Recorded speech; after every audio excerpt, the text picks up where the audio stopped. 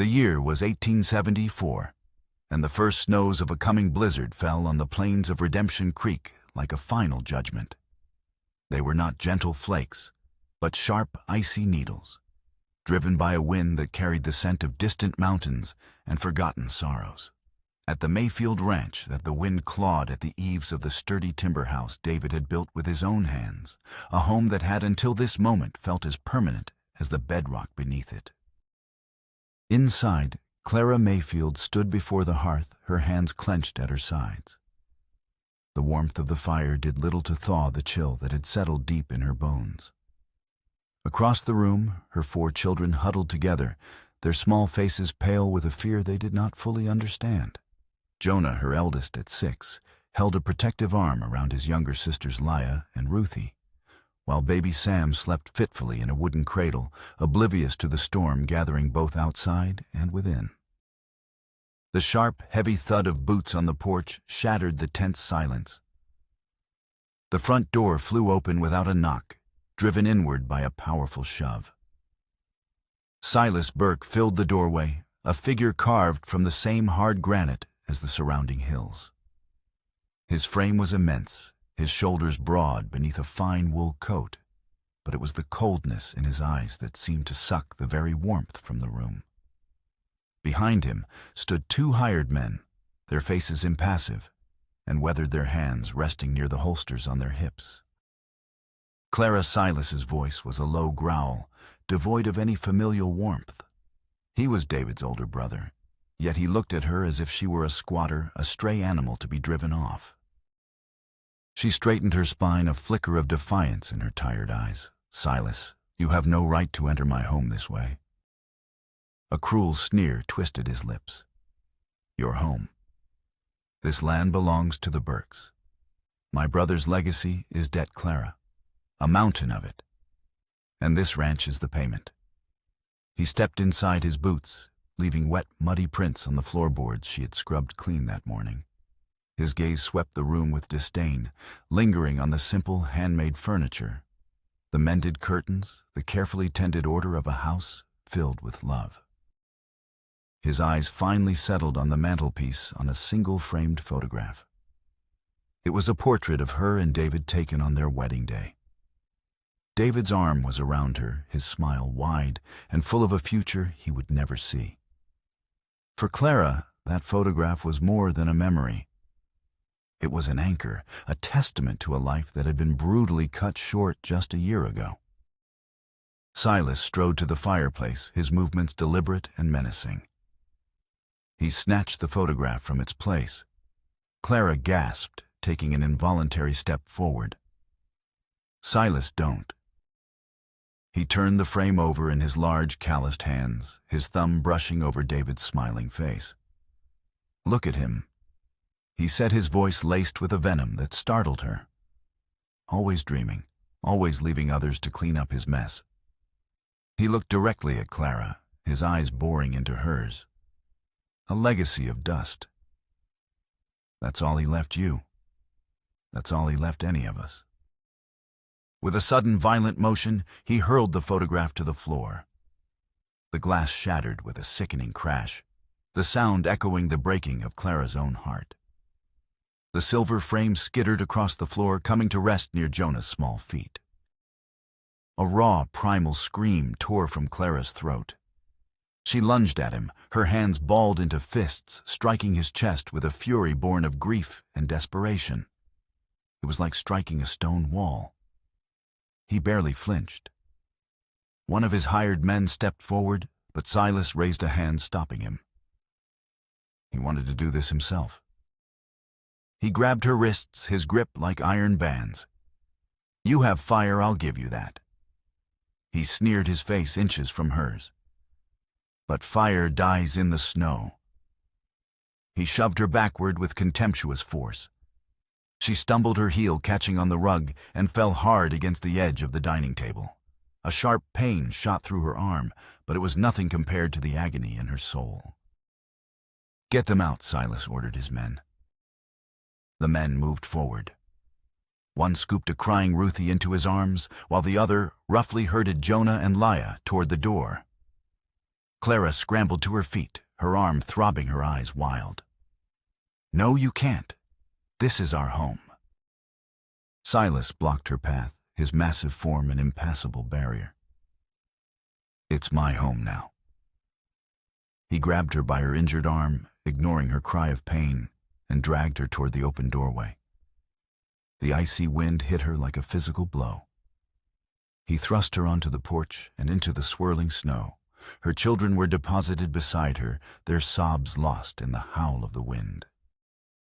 Clara watched in horror as Silas's men began carrying their meager belongings out of the house, a trunk of clothes, a sack of flour, the children's worn blankets, and dumping them unceremoniously into the snow. The last thing to emerge was the cradle.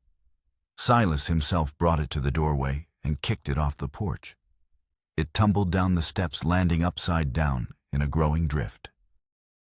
The door slammed shut with a deafening finality, the sound of a bolt sliding home echoing like a gunshot.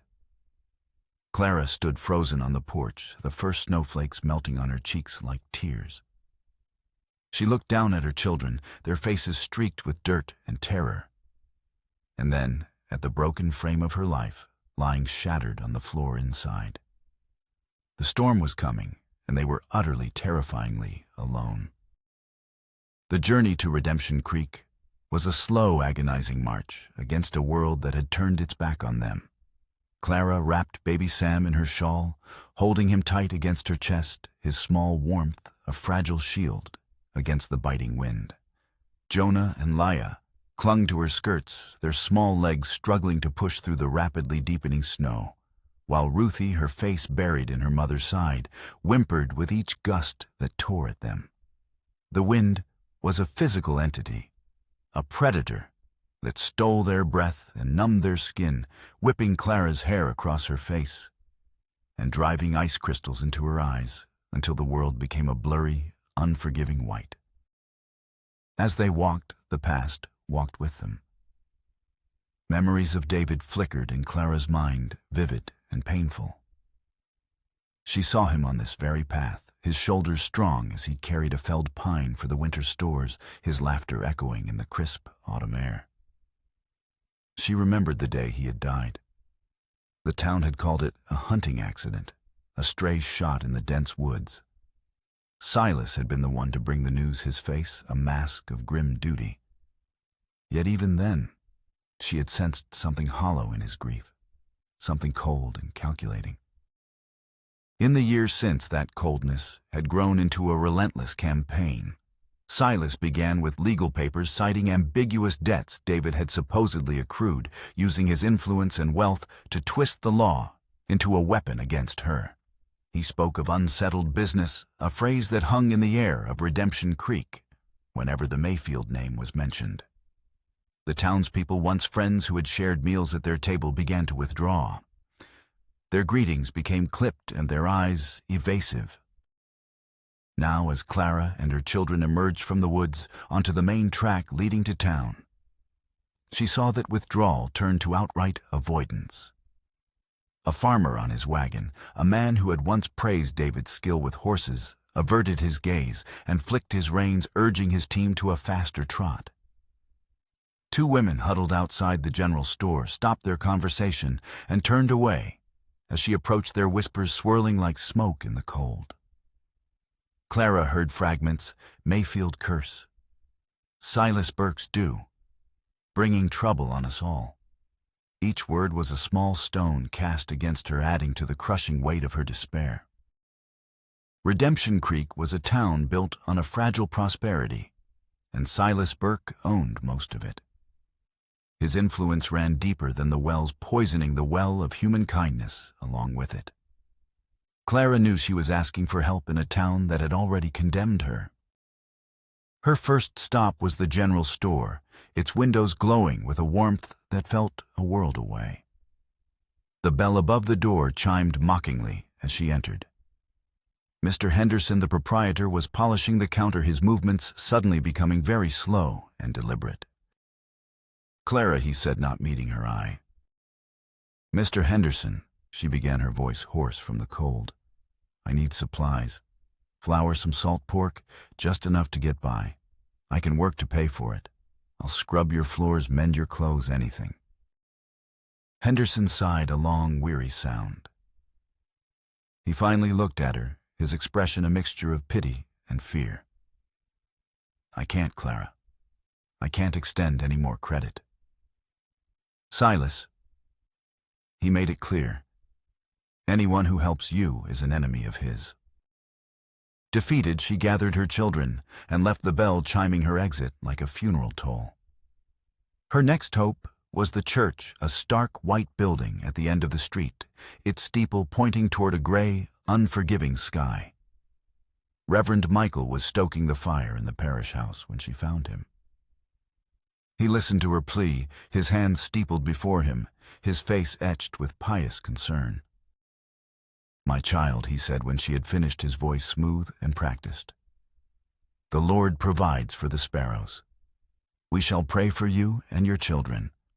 We shall pray that your heart is open to repentance and that Mr. Burke finds it in his to show you mercy." Reverend Clara's voice cracked. "Prayers won't keep my children from freezing. We have nowhere to go." The preacher's eyes shifted uncomfortably. "The church cannot take sides in a family dispute, Mrs. Mayfield. To offer you shelter would be seen as an act of defiance against Mr. Burke, a respected member of our congregation. It would bring trouble." The words echoed the whispers on the street. She was trouble, a burden, a curse. The door of the church, the house of God, was closed to her. As they stepped back out into the street, the blizzard descended in full fury. The sky, once gray, was now a roiling white maelstrom. Snow drove down in thick, blinding sheets, erasing the world around them. Defeat settled into Clara's soul, cold and heavy as a burial shroud. There was nowhere left. No one would help them. Her gaze fell upon the edge of town, where a dark, hulking shape stood against the whiteout.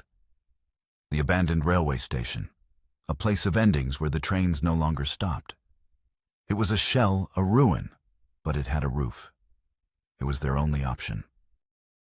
As she herded her children toward it, she caught a glimpse of a figure on the far side of the tracks near the edge of the woods. A man solitary and broad-shouldered, methodically swinging an axe, splitting logs, with a steady rhythmic cadence that was completely indifferent to the raging storm. He was too far away to see clearly, but she recognized the outline of Josh Callahan, the reclusive widower who lived in a small cabin in the foothills. The townsfolk whispered about him too. They said he was strange, that he preferred the company of trees to people. They avoided him as much as they now avoided her. He didn't look their way. He just kept chopping wood, a man alone on the edge of a world that had cast them both out. Clara pulled her children onward toward the desolate shelter of the station, her heart a frozen knot of despair. She had been rejected by the law, by commerce, and by God. Her only refuge was a ruin, and her only hope lay in surviving the night. The abandoned station was a tomb of cold brick and broken promises. Wind moaned through shattered window panes, carrying fine dustings of snow that settled on the grimy floorboards. Clara found a corner partially shielded from the worst of the draft, and huddled there with her children, wrapping them in the single thin blanket she had managed to salvage. The cold was a living thing, seeping up from the stone floor, gnawing at their bones. They had been there for 4 days. The world outside had vanished behind a curtain of unrelenting snow. Time blurred into a cycle of shivering wakefulness and fitful freezing sleep. The small crust of bread she'd had was long gone. Hunger was a dull, constant ache in the pit of her stomach, but it was the thirst that was truly agonizing. Her throat felt like sandpaper, her lips were cracked and bleeding. The wound on her arm, where Silas had shoved her, throbbed with a dull, persistent fire. At night, she would press her shawl against it, praying the bleeding had stopped, knowing that infection was a real and present danger. She told her children stories of sunny meadows and warm summer days, her voice a raspy whisper. She sang them lullabies until her throat gave out. But their small, listless bodies and the hollow look in their eyes told her the truth: they were fading. Little by little, the storm was claiming them. On the fourth day, when Clara felt the last of her own strength beginning to ebb, a figure emerged from the white maelstrom. It was Josh Callahan. He moved with a heavy, deliberate tread, a sack of firewood slung over his back, his face all but hidden by a thick, snow-dusted beard. He walked past the station entrance, at first his gaze fixed on the path ahead. Then he stopped.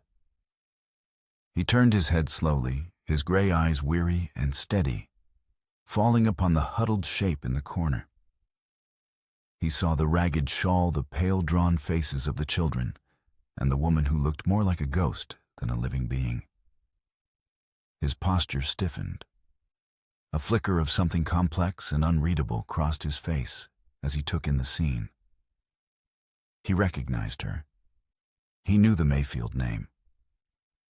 For a long moment he simply stood there, a silent sentinel in the storm, his expression not one of simple pity, but of deep, churning conflict, as if he were looking at the ghost of a past he had long tried to bury.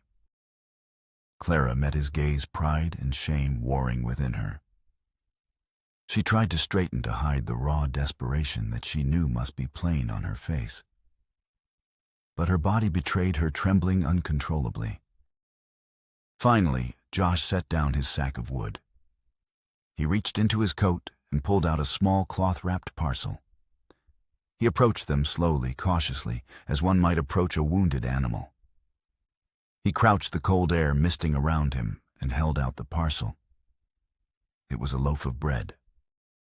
"No charity," Clara whispered the words brittle and sharp, a last desperate defense of her dignity. But Jonah's small hand slipped from her grasp. Driven by an instinct more powerful than pride, he reached for the offering. Josh didn't look at the boy. His eyes remained fixed on Clara. He gently placed the bread in Jonah's trembling palm.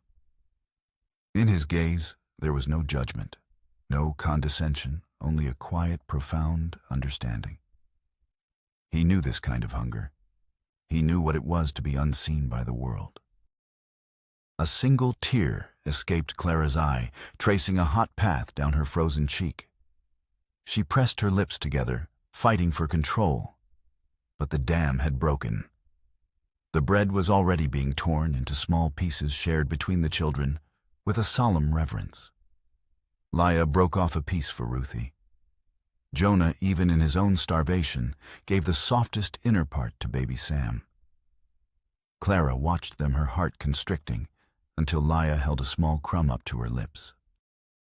Josh stood, his face shadowed by the falling snow. He watched them for another moment, then held out a calloused, weathered hand. "Come," he said. The word was not a request, but a simple, direct command. Clara stared at his hand.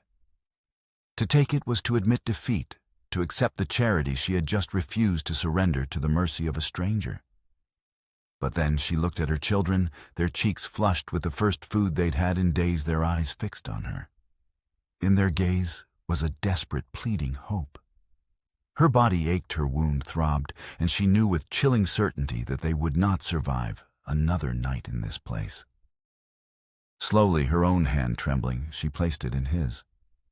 His grip was firm, warm, and steady. It was the first human warmth she had felt since David's death. Josh pulled her gently to her feet. He gathered his sack, lifted a protesting but weak Ruthie onto his broad shoulders, and led them out of the station and back into the heart of the storm. The wind howled, but his stride was unwavering, cutting a path through the blizzard, as if he and the storm were old adversaries who knew each other's ways. Clara carried Sam while Jonah and Leah clung to the back of Josh's heavy coat, their small footprints quickly swallowed by the snow. They were leaving the ruin behind, stepping into a future as unknown and forbidding as the blizzard that raged around them. The cabin was nestled at the edge of the foothills, a small solitary fortress of timber and stone against the vast, unforgiving white. Smoke curled from its chimney, a thin gray ribbon of life in the frozen landscape. Inside, the air was thick with the scent of wood smoke, dried herbs, and boiled beans. Josh stoked the fire in the stone hearth until it roared to life, casting flickering golden light across the rough-hewn walls and the cabin's sparse, practical furnishings. He moved with a quiet efficiency that spoke of years spent alone. He laid blankets on the floor near the hearth, for the children handed them tin cups of hot, savory broth, and hung their damp clothes on a line strung above the fire. Clara sank onto one of the blankets, the sudden warmth making her dizzy. Her body, so long tensed against the cold, finally began to uncoil, and a wave of exhaustion so profound it was almost painful washed over her. Josh said little. When he noticed her wincing as she moved her injured arm, he fetched a basin of hot water and a clean cloth, leaving them by her side without a word, before turning back to his own tasks. The gesture was so simple, so unexpectedly thoughtful, that it brought a lump to Clara's throat. The children, their bellies full for the first time in days, fell into a deep, peaceful sleep, their small bodies curled together like puppies. Clara tended to her arm, cleaning the wound as best she could. It was deep and inflamed, but the warmth and the broth had already begun to restore a small measure of her strength. She watched Josh as he sat at a small wooden table, his back to her, meticulously carving a piece of wood with a small, sharp knife. The firelight glinted off the blade, throwing his weathered profile into stark relief. He was a man wrapped in silence, his solitude as much a part of him as the calluses on his hands. In the days that followed, a quiet rhythm established itself within the small cabin. As the blizzard slowly exhausted itself, blanketing the world in a thick, pristine silence, a fragile truce formed between the wary widow and the solitary widower. Clara, regaining her strength, began to contribute to the household. She mended the children's clothes, cooked simple meals with the supplies Josh provided, and swept the floor with a fierce determination, as if she could scrub away her shame along with the dirt. She learned the landscape of Josh's silence. It was not an angry or unwelcoming quiet, but a deep, settled thing. Yet she could feel the questions he did not ask hanging in the air between them. And she saw the shadows in his own past. He walked with a slight, almost imperceptible limp, and a pale, jagged scar ran across the back of his right hand, a mark he seemed to avoid looking at. In the corner of the cabin sat an old iron-banded chest secured with a heavy, rusted lock. The children were drawn to it, but a single quiet look from Josh was enough to warn them away. It was a piece of his life that was clearly not to be touched. A quiet, unspoken bond began to form between them, forged in the crucible of shared chores and mutual respect.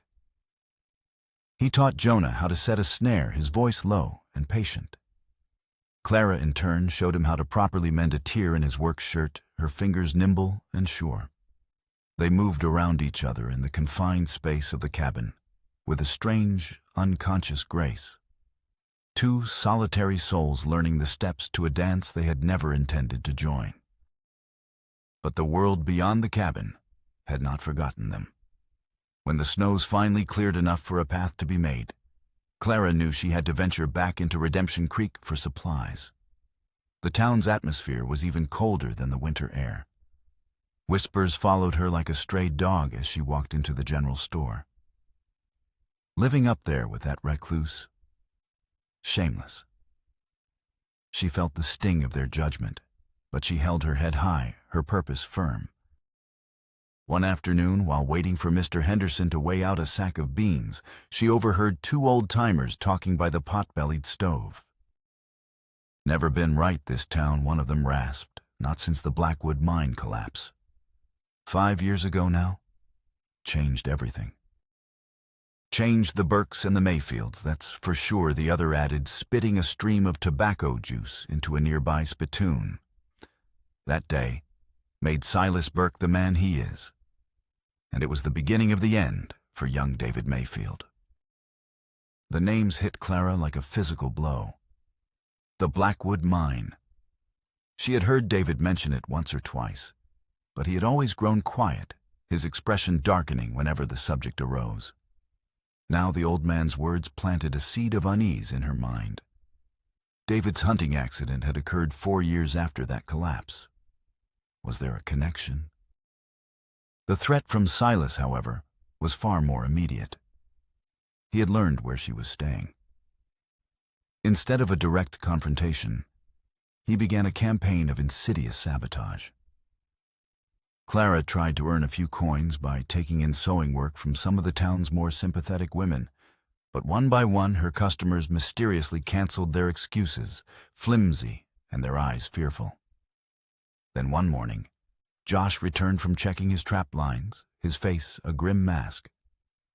One of his best snares had been sprung, the catch stolen, the wire cut clean through. It was a message, a clear and silent warning from Silas Burke. "You are not safe. I can reach you anywhere." That evening, the tension in the cabin was palpable. Josh was cleaning his rifle, his movements precise and angry. Clara was mending one of his old work shirts and the one he wore when he chopped wood. As her needle worked its way along a frayed seam in the pocket, her fingers brushed against something hard and small, tucked deep inside a hidden fold of the fabric. Curious, she worked it free. It was a tarnished silver locket suspended on a delicate broken chain. Her heart beat a little faster as she pried it open with her thumbnail. Inside was a faded miniature photograph of a young woman with dark, smiling eyes and a cascade of dark hair. It was a face she had never seen before. She looked up at Josh, who was still focused on his rifle, his back to her. This locket, this secret, hidden so close to his heart, felt like a key. A key to the locked chest in the corner, to the scar on his hand, and perhaps to the mystery of the Blackwood Mine and the shadow that hung over her own family's past. The cabin, once a simple refuge, was now filled with the weight of unanswered questions, and she knew she could no longer remain silent. The fire crackled in the hearth, casting long dancing shadows that seemed to whisper secrets to the cabin walls. The children were asleep, their breathing soft and even. Clara sat at the table across from Josh, on the silver locket resting in her palm, its cool weight a heavy presence in the quiet room. He was sharpening his knife, the rhythmic scrape of steel on stone the only sound. Finally, she could bear the silence no longer. "Josh," she said, her voice barely above a whisper. He stopped the knife poised over the whetstone. He looked at her, his gray eyes questioning. She opened her hand, revealing the locket. "I found this in your shirt pocket." His gaze fell to the locket, and for a moment his entire body went rigid. The guarded mask he wore so carefully fell away, revealing a raw, profound grief that stunned her. He reached out a trembling hand and gently took the locket from her, his fingers closing around it as if it were the most precious thing in the world. He was silent for a long time, his eyes fixed on the fire. When he finally spoke, his voice was rough, with an emotion he had kept buried for years. Her name was Elena. He opened the locket, his thumb stroking the faded image. She was Silas Burke's younger sister. Clara gasped, her mind reeling. Silas had a sister. He had never spoken of one. "She was my fiancée." Josh continued, the words torn from a deep, wounded place. "We were to be married in the spring of '69, 5 years ago." He looked up at Clara, his eyes filled with a pain so immense it seemed to consume the small cabin. The same spring, the Blackwood Mine collapsed. The pieces began to click into place in Clara's mind, forming a picture far darker than she could have imagined. The mine. David was there, wasn't he? Josh nodded, his jaw tight. He was there. So was I. And so was Daniel Burke. Daniel, the name was unfamiliar. Silas's other brother. His younger brother Josh clarified. Silas owned the mine. He was ambitious, always looking to cut costs to pull more silver from that mountain than it was willing to give. Daniel, David, and I, we worked for him. We were friends. He took a deep, shuddering breath, the memory clearly agonizing. There was a tremor. The timber supports, they were cheap, rotting wood. Silas had been warned, but he wouldn't listen. The main tunnel gave way. It was chaos. Dust and darkness, the sound of rock grinding, and men screaming. He paused, his scarred hand clenching into a fist. David made it out. He was near the entrance. I was further back with Daniel. A beam came down, pinning my leg. I saw Daniel trapped on the other side of the rockfall, his leg crushed. I tried to reach him. I tried to dig him out with my bare hands. He held up his scarred hand, the story of his failure etched into the flesh. But the tunnel kept collapsing. David was shouting from the other side, telling me to get out, that the whole thing was coming down. He fell silent, the memory playing out in his eyes. I had to leave him. He whispered, the guilt of 5 years raw in his voice. I had to leave Daniel in that darkness. Clara felt a wave of sympathy for this broken man, but a cold dread was creeping into her heart. And Silas? Silas blames David. Josh said, his voice turning hard. He believes David ran, that he abandoned his brother to save himself. He has never forgiven him for it. When Elena died of fever later that year, heartbroken over her brother's death and my own injuries, Silas's grief twisted into something dark, something vengeful. He blamed the Mayfields for all of it, his vendetta against you. It's not about greed, Clara. It's not about the ranch. It's revenge. He believes that land is his by blood right, a payment for the brother he thinks David left to die. The truth crashed down on Clara with the force of a physical blow. Her husband, the good, brave man she had loved, was being painted as a coward.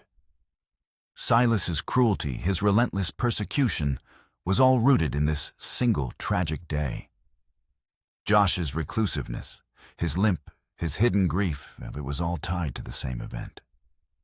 He had not been living in solitude. He had been living in a tomb of guilt, haunted by the ghost of the man he couldn't save. The cabin no longer felt like a refuge.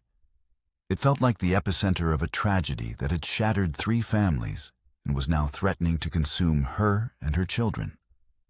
The fight was no longer about a piece of land. It was about the truth. It was about her husband's name. And she knew with a terrifying certainty that uncovering that truth might cost her everything. Clara's world had been fractured. The image of her husband, brave, honorable David, now had a dark stain across it. She refused to believe he was a coward, yet Josh's story was filled with the undeniable weight of truth. There had to be more to it. David was not a man who ran from his responsibilities.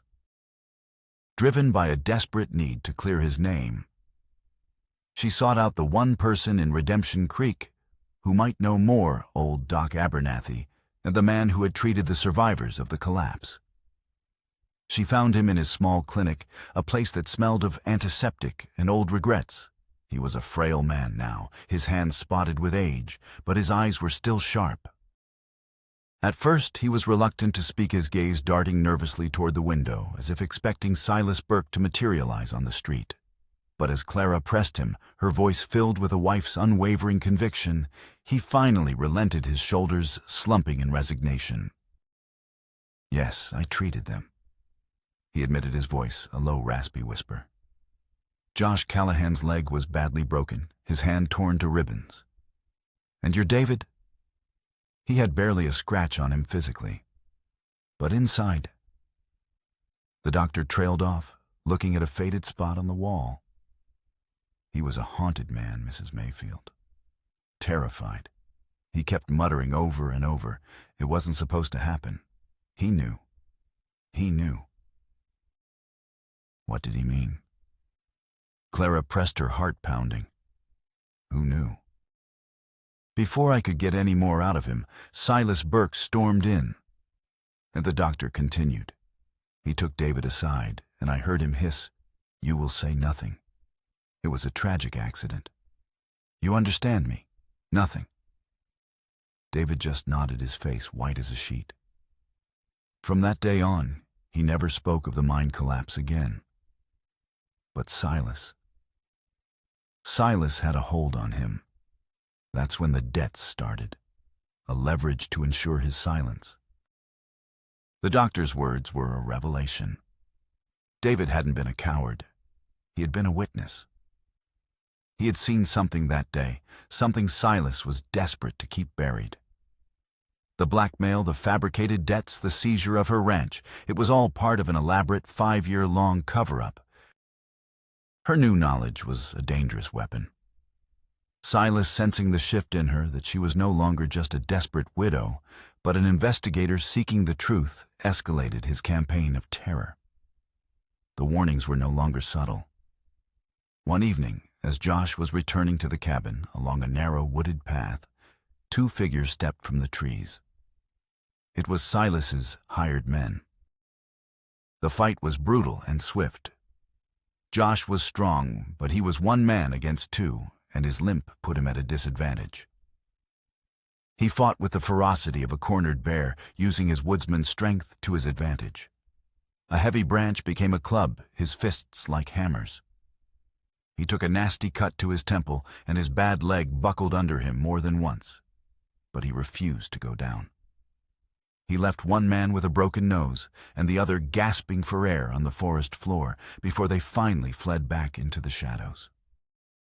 He stumbled back to the cabin, bruised and bleeding, his breath coming in ragged gasps. As Clara cleaned his wounds, her hands trembling, the terrifying reality of their situation became clear. Silas was no longer just trying to intimidate them.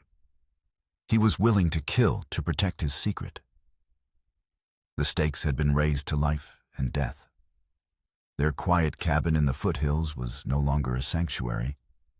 It was the front line of a war they were dangerously close to losing. The breaking point came with the cold dawn of the next day. Clara stepped outside to fetch water from the creek and found it waiting for her, pinned to the cabin door with a hunting knife. It was a crudely scrawled note, the letters thick and angry. "I have your boy. The deed to the ranch signed over to me. Meet me at the Blackwood mine at sundown. Come alone. If I see Callahan, the boy pays the price." Clara's world dissolved into a maelstrom of pure, unadulterated terror. She screamed Jonah's name, a raw, ragged sound that tore from her soul. She ran to the children's sleeping corner. Leah, Ruthie, and Sam were there, but Jonah's blanket was empty. Josh was by her side in an instant, his face grim as he read the note. "He's gone too far," he growled, his hand instinctively going to the hilt of the large knife on his belt. "He says to come alone," Clara sobbed, clutching the note. "If he sees you." "He's not giving you a choice, Clara. He's setting a trap," Josh said, his voice hard but steady. "He'll take the deed and bury you and the boy in that mine to silence you forever. We go together." As the day wore on, the sky darkened, mirroring the storm brewing in their hearts. A heavy, oppressive stillness settled over the land, the air thick with the promise of a violent tempest. They rode Josh's sturdy pack horse, Clara seated behind him, her arms wrapped tightly around his waist, her mind a frantic prayer for her son's life. The Blackwood mine was a gaping wound in the side of the mountain, a place of ghosts and bad memories. The entrance was a dark, forbidding mouth framed by rotting timbers and piles of discarded rock. As they dismounted, the first drops of rain began to fall cold and heavy. A low rumble of thunder echoed from the distant peaks. They moved into the darkness, their single lantern casting long, grotesque shadows that danced and writhed on the tunnel walls. The air was cold and damp, smelling of wet earth and decay. Water dripped from the ceiling, each drop echoing in the oppressive silence. They found them in a large cavern deep within the mine. Silas stood near a crumbling rock wall, one arm clamped around Jonah's small chest, holding him like a shield. The boy was terrified, but silent, his eyes wide and fixed on his mother. "You were foolish to bring him." Silas sneered, his gaze locking onto Josh. "Let the boy go, Silas," Josh said, his voice dangerously calm. He and Clara stood their ground, the lantern held between them. "This is between us." This was finished 5 years ago. Silas roared, his voice echoing through the cavern. "It was finished when your coward of a husband left my brother to die." He glared at Clara, his face contorted with rage and grief. "He wasn't a coward," Clara shot back, her fear momentarily eclipsed by her fury. "He was a witness. He saw what you did." It was Josh who delivered the final devastating truth, his voice ringing with the conviction of a man unburdening his soul. "David didn't abandon Daniel Silas. You know he didn't." He took a step forward, the lantern light illuminating the anguish on his face. "The collapse happened because you used rotting timber to save a few dollars. You cut corners and it cost your brother his life. David made it out to get help. He was running for help." "Lies," Silas shrieked. "I was there," Josh's voice boomed, overpowering him. "I heard David screaming for help from the other side of the rockfall. But you got there first. I saw you through a crack in the rocks. I saw you, Silas. You didn't try to save him. You saw the main support beam was about to give. Instead of trying to clear the rocks, you used a loose timber as a lever and deliberately triggered a second collapse, burying the entrance, burying your own brother alive." The confession hung in the air, monstrous and undeniable. "You silenced him," Josh accused, his voice dropping to a harsh whisper. "You silenced your own brother to cover up your criminal negligence, to save yourself from ruin. And David saw you do it. The debt you held over him all these years, that was blackmail. You bled him dry to buy his silence." Silas stared at him, his face a mask of disbelief and pure animal rage. He was weak. They were all weak. He screamed, his sanity finally snapping. At that moment, as his rage reached its peak, the storm outside broke with cataclysmic force. A deafening crack of thunder shook the very foundations of the mountain. The ground beneath them trembled violently. Dust and small pebbles rained down from the ceiling. A deep groaning sound came from the rock above them, the sound of a mountain surrendering to gravity. With a splintering crack, a massive overhead beam, weakened by years of rot and neglect, gave way. It crashed down, striking the cavern floor not 10 feet from Silas. Rocks and debris cascaded after it. Silas, momentarily distracted, stumbled backward. His leg twisted beneath him, and a shower of heavy stones buried it, pinning him to the ground. He cried out, a sound of shock and agony, trapped by the very mountain he had tried to conquer, in the very mine where he had murdered his brother. The mine was dying around them. The groaning of stressed timbers grew louder, and the ceiling began to shed rock and earth in a steady, terrifying stream. Silas lay pinned, his face a mask of agony and terror, trapped just as his brother had been. For a fleeting moment, a cold, hard justice settled in Clara's heart. He deserved this. He deserved to be left in the darkness he had created. But then she looked at Josh. His face was not triumphant. It was filled with a deep, sorrowful pity. He looked at the man who had stolen his future, who had murdered his own kin, and saw only a pathetic, broken creature. Then he looked at Jonah, who was now clinging to Clara's side, his small body trembling. "We can't leave him," Josh said, his voice firm over the roar of the collapsing tunnel. It was not a question. It was a statement of who they were. They were not killers. They would not let vengeance turn them into monsters. Together they worked frantically, their hands tearing at the heavy rocks pinning Silas's leg as the cavern crumbled around them. Dust filled their lungs, and the lantern light flickered, threatening to plunge them into absolute blackness. Silas, delirious with pain, cursed and sobbed, his bravado stripped away, leaving only a terrified man facing his own mortality. "It's no good," Josh yelled, straining against a particularly large boulder. "The whole section is going to go." With a final desperate heave, they managed to pull Jonah clear, just as the main support structure of the cavern gave way, with a deafening final crack. The world dissolved into a thunderous roar of falling rock and earth. Josh grabbed Clara and Jonah, pulling them back toward the entrance, as the cavern where Silas lay was completely obliterated, sealed forever in a tomb of his own making. They stumbled out of the mine's dark mouth and into the pale, clean light of dawn. The storm had passed. The air was washed clean, and the rising sun painted the eastern sky in hues of rose and gold. They stood there covered in dust and grime, breathing in the fresh, rain-scented air, the nightmare finally over. In the distance, they heard the sound of approaching horses. A moment later, a posse led by the town sheriff and Doc Abernathy crested the hill. The old doctor, his conscience finally winning out over his fear, had ridden for help the moment he knew Clara was going to confront the truth. As the sheriff looked from their exhausted faces to the collapsed mine entrance, Clara and Josh began to speak. And for the first time in 5 years, the whole unvarnished truth of what happened at the Blackwood mine was told under the open sky. 6 months later, spring had come to Redemption Creek, not with a whisper, but with a vibrant, defiant roar.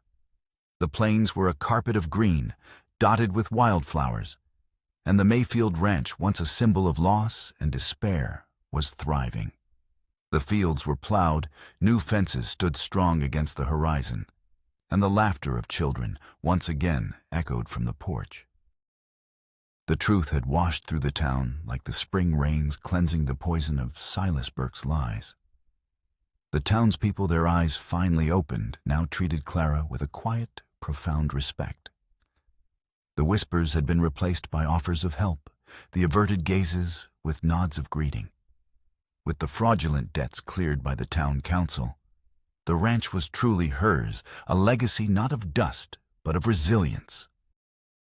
Josh Callahan was a regular presence at the ranch. He was no longer the town recluse, the man haunted by shadows.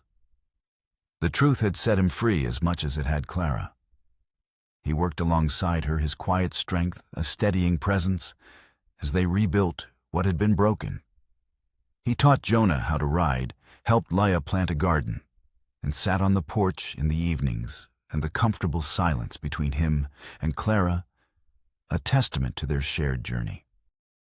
One evening, as the sun began to dip below the hills, painting the sky in strokes of orange and purple, Josh approached the porch where Clara was watching her children play in the yard.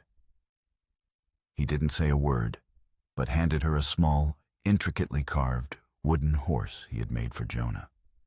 The craftsmanship was perfect, a thing of simple beauty. Then he stepped inside the house. When he came back out, he held a small, newly framed photograph. He walked to the mantelpiece and placed it where the old one had once stood. It was not a picture of him and Clara, not a replacement for the past.